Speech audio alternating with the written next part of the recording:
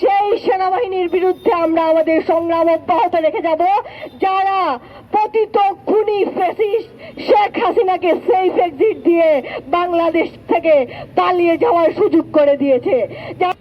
আমরা দেখতে পেলাম গণ অভ্যুত্থান পরবর্তী সময়ে ইন্টারিম গভর্নমেন্টের পুলিশ তার প্রথম গুলিটা চালালো বাংলাদেশের শ্রমিকদের বুকে।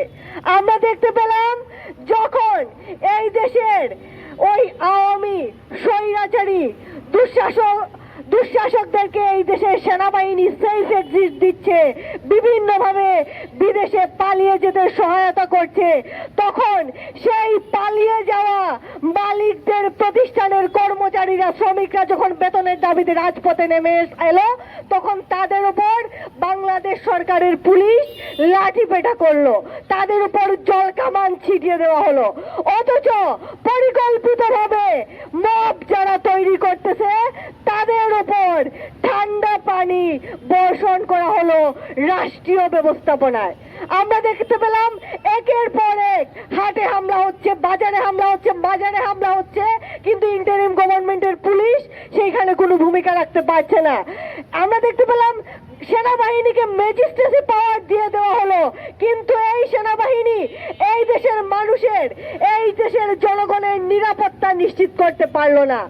মানুষকে ব্যবসা প্রতিষ্ঠানের ভেতরে প্রকাশ্য দিবালুকে খুন করে ফেলা হচ্ছে, রাস্তার মধ্যে খুন করে সেই লাশের উপর নৃত্য করা হচ্ছে।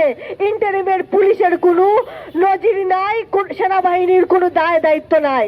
কিন্তু ভাগ বাটোয়ারার বেলায়, ক্ষমতার হিস্সা নেবার বেলায় সকলেরই একটা শক্তিশালী অবস্থান আমরা দেখতে পাই।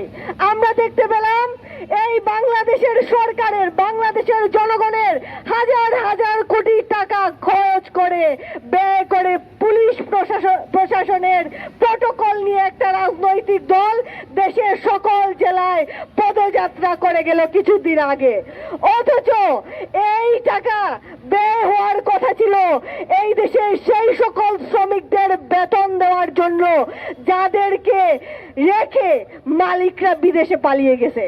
সেই টাকা দিয়ে একটা রাজনৈতিক দলকে প্রটোকল দিয়ে জুলাই গণ অভ্যুত্থানের একক উত্তরাধিকার হিসেবে জনগণের সামনে তুলে ধরা হলো, এবং বাংলাদেশের যে সকল রিক্সা শ্রমিক ভাইয়েরা, গার্মেন্টস শ্রমিক ভাইয়েরা, প্রগতিশীল ধারার শিক্ষার্থীরা, যারা এই দেশের সেই সকল মায়েরা যারা নিজেদের জীবনের তোয়াক্কা না করে ছাত্রদের জন্য নিজের বাসার গেট খুলে দিয়েছিল, সেই সকল মায়েদের উপেক্ষা করে গণ অভ্যুত্থান থেকে তাদের অবদানকে নির্মূল করে একটা বিশেষ রাজনৈতিক দলের ইলেকশনের ক্যাম্পেইনের একটা প্রজেক্টে পরিণত করে ফেলা হলো জুলাই গণ অভ্যুত্থান।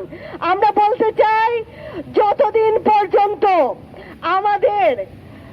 আমাদের শরীরে রক্ত থাকবে ততদিন পর্যন্ত জুলাই গণ অভ্যুত্থানের সাথে হয় এই যে বেইমানি, ইন্টারিম গভর্নমেন্টের যে বেইমানি, সেই বেইমানি আমরা ভুলবো না। আমরা ততদিন পর্যন্ত ঘরে ফিরবো না যতদিন পর্যন্ত না জুলাই গণ অভ্যুত্থানে নিহত প্রতিটি শহীদ তার বিচার না পায়, যতদিন পর্যন্ত যত ফুটা রক্ত আমার সহযোদ্ধাদের শরীর থেকে ঝরেছে তত ফুটা রক্তের প্রতিশোধ আমরা না নিতে পারি, যতদিন পর্যন্ত পতিত স্বৈরাচারকে যারা ক্রমাগত পুনর্বাসন করে যাচ্ছে তাদের বিচার এই বাংলাদেশের মাটিতে না হয়, ততদিন পর্যন্ত আমরা আমাদের সংগ্রাম অব্যাহত রেখে যাব। বন্ধুগণ, আমরা বলতে চাই, সেই সেনাবাহিনীর বিরুদ্ধে আমরা আমাদের সংগ্রাম অব্যাহত রেখে যাব যারা পতিত খুনি ফ্যাসিস্ট শেখ হাসিনাকে সেফ এক্সিট দিয়ে বাংলাদেশ থেকে পালিয়ে যাওয়ার সুযোগ করে দিয়েছে, যারা আওয়ামী লীগের, খুনি আওয়ামী লীগের হাজার হাজার নেতাকর্মীকে নিরাপদে পুলিশ প্রটোকলের মাধ্যমে বিদেশে পালিয়ে যেতে সহায়তা করছে, তাদের প্রত্যেকটি অপকর্মের হিসাব এই দেশের জনগণ এই দেশের মাটিতেই নিবে।